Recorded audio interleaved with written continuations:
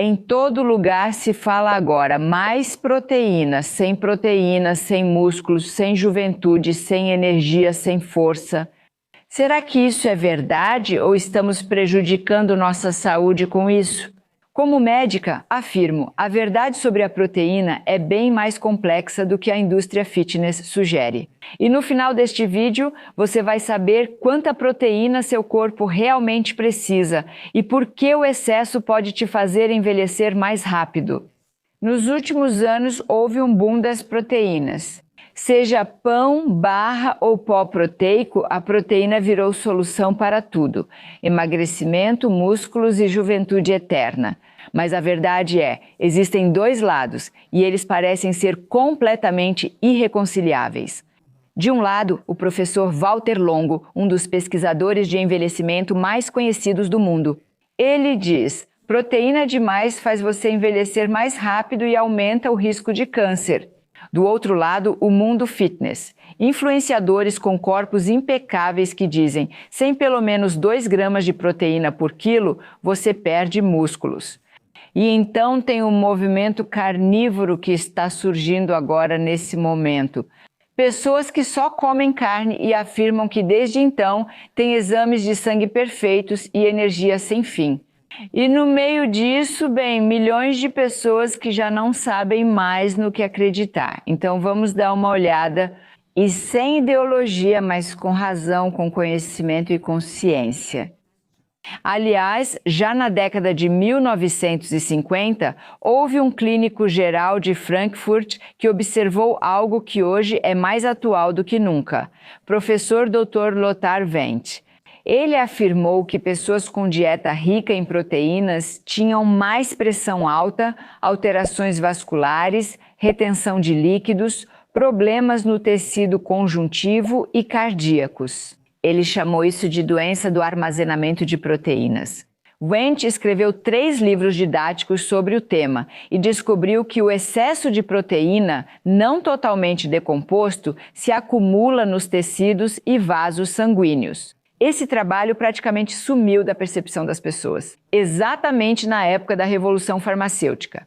De repente, as pessoas passaram a se interessar mais em tratar doenças do que em entender suas causas, e de preferência ainda com medicamentos. Mas o que Wendt viu naquela época, hoje chamamos de inflamação silenciosa, ou seja, inflamação oculta. Quando as proteínas não são metabolizadas corretamente, surgem depósitos, estresse oxidativo, hiperativação do mTOR e um organismo cronicamente irritado. Um grande estudo de 2014 de Walter Longo, publicado na revista Cell Metabolism, mostrou que pessoas entre 50 e 65 anos com alta ingestão de proteínas tinham é bom ouvir isso, risco de mortalidade 74% maior e um risco de câncer 4 vezes maior. Principalmente quando a proteína era de origem animal. Por quê? Porque a proteína animal ativa permanentemente as vias de sinalização IGF-1 e mTOR. O que isso significa? O que essas duas vias de sinalização fazem? Ambas promovem o crescimento, o que é maravilhoso para crianças, mas na idade adulta ou na velhice, crescimento contínuo significa divisão celular acelerada, menos reparo, mais envelhecimento e maior risco de câncer. Você sabia o quão importante é a proteína, mas também que existem aspectos negativos? E como você mantém seu suprimento de proteína? Ou o que você sabe sobre isso? Quero saber, então escreva nos comentários abaixo. Outro estudo, um estudo de Harvard de 2021, confirmou que altos níveis de IGF estão claramente associados ao aumento do câncer e da mortalidade geral. Outro ponto crucial é o aminoácido metionina. Ele está presente em maior quantidade nas proteínas de origem animal. Ela é vital para a vida, mas em excesso acelera o envelhecimento. Então, principalmente em produtos de origem animal, você encontra mais metionina, ou seja, na carne, nos ovos, no leite e nos laticínios. Pesquisas indicam que dietas pobres em metionina, comuns em alimentação vegetal, podem elevar a longevidade de animais de laboratório em até 30%. Menos metionina, então, significa menos estresse oxidativo, níveis mais baixos de IGF, autofagia ativada, ou seja, otimizar a função de reciclagem do próprio corpo, que é justamente o que desacelera o processo de envelhecimento. E também há o trabalho interessante do pesquisador australiano David Haubenheimer e sua equipe sobre o tema das proteínas. Ele descobriu, em inúmeros estudos com animais, que os ratos que receberam uma alimentação muito rica em proteínas eram jovens e perfeitamente definidos, mas morriam significativamente mais cedo.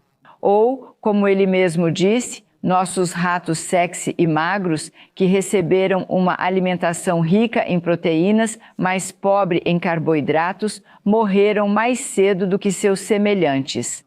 Eles resultaram em cadáveres de meia-idade com ótima aparência.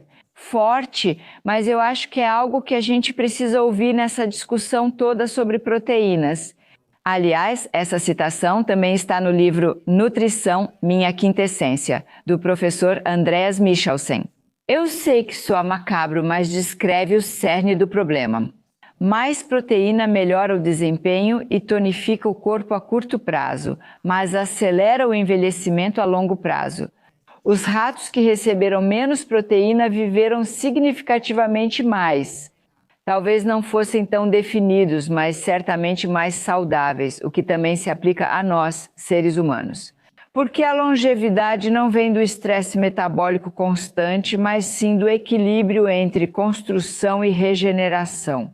Por isso disse que a necessidade de proteína aumenta bastante após os 65 anos. Parece que todos ficariam com deficiência de proteína aos 65 anos, mas não é assim.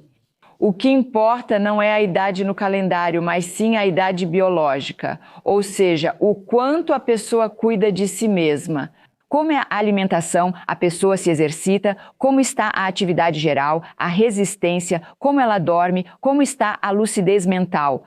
Tudo isso define quanta proteína o corpo realmente precisa e consome. Aqui fica clara a diferença. Pessoas de 65 anos que parecem ter 55 se movimentam, usam os músculos, bebem água e seguem alimentação vegetal e nutritiva.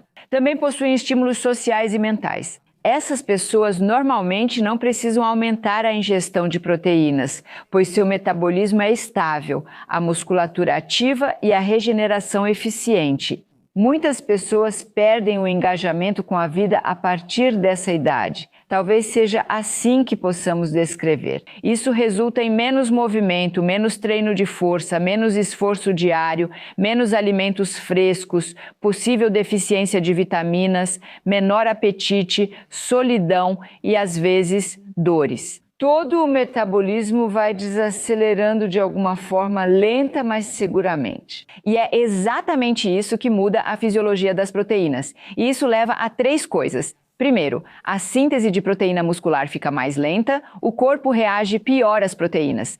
Você precisa de mais para obter o mesmo efeito. Além disso, a perda muscular ou sarcopenia ocorre mais rápido. Aliás, esse é um dos maiores fatores de risco para quedas, fragilidade, dores e necessidade de cuidados mais cedo. É incrível, isso se tornou uma doença comum, mas quase ninguém fala sobre isso. Precisamos de todas as pessoas que são mais velhas, a partir dos 50 anos, eu diria. Precisamos dizer, ei, mexam-se, cuidem-se, sejam gentis consigo mesmos.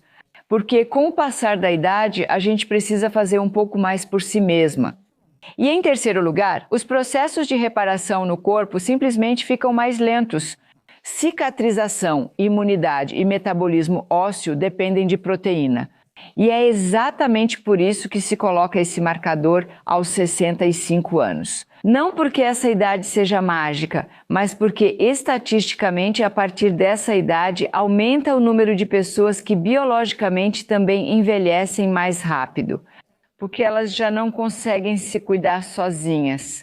E por isso, a recomendação clara é de 1,2 a 1,3 gramas de proteína por quilo de peso corporal para todos a partir dos 65 anos, que já não são mais tão ativos ou que já sentem os primeiros sinais de perda muscular. Um exemplo, Uma mulher de 65 anos com 60 quilos precisa então de cerca de 72 a 78 gramas de proteína por dia.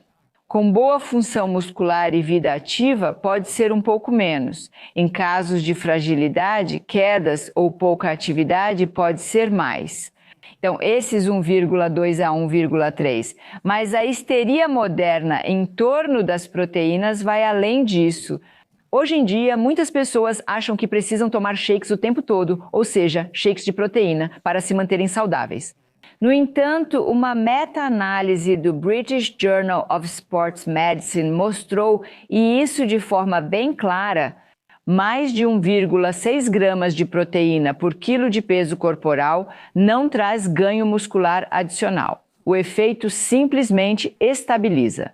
Não importa quanto você beba ou quantas barrinhas você coma, esse pensamento de que mais é melhor é, portanto, um mito. E há outro aspecto, infelizmente pouco discutido. A biodisponibilidade da proteína animal é mais fácil de ser aproveitada, mas também sobrecarrega mais o nosso fígado e os rins. A proteína vegetal é mais complexa, devendo ser combinada e preparada corretamente, como ao deixar de molho, germinar e mastigar bem. Mas então a biodisponibilidade é totalmente suficiente. E a vantagem, ela ainda fornece fibras, polifenóis, vitaminas e, claro, todos os diferentes fitoquímicos secundários que reduzem inflamações e também fortalecem nosso microbioma intestinal. Talvez o principal insight seja: não há uma fórmula única de proteína para todos. Mas uma coisa é certa, proteína demais envelhece e proteína de menos enfraquece. A verdade está no meio termo, vegetal, integral, consciente. E se você se exercita regularmente, dorme bem, faz jejum de vez em quando ou pratica jejum intermitente e então segue uma alimentação baseada em plantas. Assim você aproveita os benefícios das proteínas sem os pontos negativos. Não é só a proteína que te mantém jovem, mas o que você faz com sua vida depois disso. Se você conhece pessoas que consomem proteína de mais ou de menos, envie este vídeo para elas. Tenho certeza que vão te agradecer.